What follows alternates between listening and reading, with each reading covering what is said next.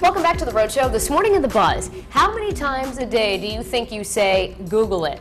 A lot. Not only do I say it now, my kids say it a lot. Just Google it. Well, researchers say that you probably do say it a lot. In fact, they think the internet is now taking the place of our own memory. A new study in the Journal of Science suggests that online search engines are making people more likely to rely on computers to remember things for them.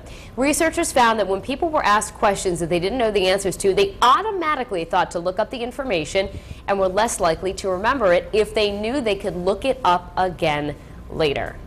And do you find you rely less on just, your inner thoughts and memory for things? For things that I don't know or don't remember, the first thing I do is go to the internet. Do you remember growing up when we had all of our neighbors' telephone numbers? You knew them. Like, I could call all of the neighbors. I don't even know, like, my mom's home number anymore. I don't either. Because you just spin through it on your phone. Yeah, I mean, you don't have to remember anything. You don't, and it's kind of discouraging because it's like, for us, I don't think the impact is as real because we've had a couple of decades without the internet, but for our kids who have, started their lives with it, you know what I mean? You wonder how it's going to impact them later with their memories. I think it's, honestly, I think it has brought out a new form of laziness. Absolutely. Absolutely. I don't think it has. I know it has. You can find term papers online that people have written. I mean, it's hard to convince a kid that they need to know, like, multiplication facts now because, I mean, why would you need it when the computer does it for you in a half a second? Yeah, I know. I'm sure there's ways around it and in the ways that it'll be policed, but I was thinking about that the other day.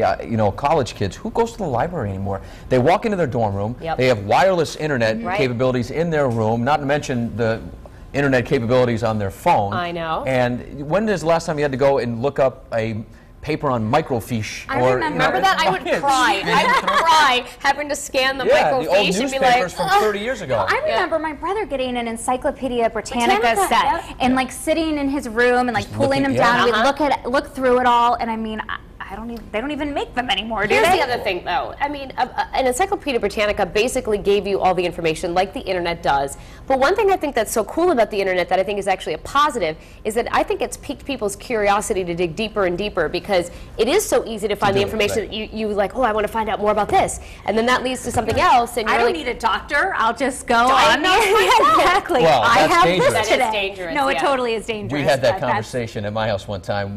My wife and I had a pain somewhere. And then I looked like, lower back pain. Could mean heart attack. And then I went to the doctor. Get the nitro. The doctor was so funny. He's like, Patrick, the first thing you should do when you're sick is not look on the internet and try and diagnose yourself because anything you want to find wrong with you, you'll find it. Because someone's had a stubbed toe that led to a catastrophic heart attack.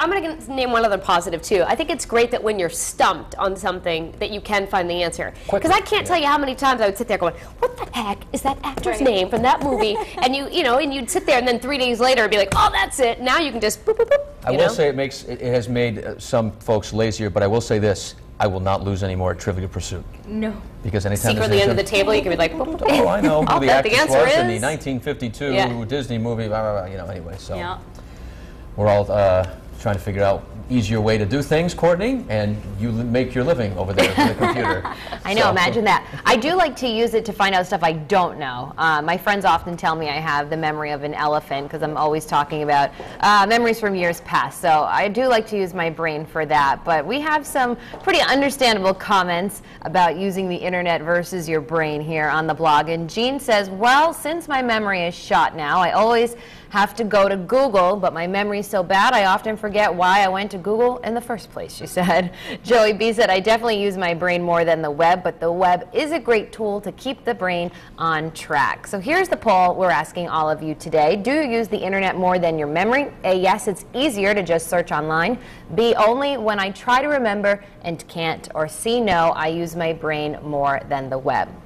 Got a few comments on our Facebook page today if you're just joining us. And Becky DiStefano says, I use Google every day, then filter through viable sites versus useless information. Emma Love says, every time I don't know something, I say to myself, let me Google that. And Brian Birch said, I guess I'm not the norm. I never say Google it. So there you have it. We will see what you all say in the end of the poll and if you're truthful in those answers. But we're going to head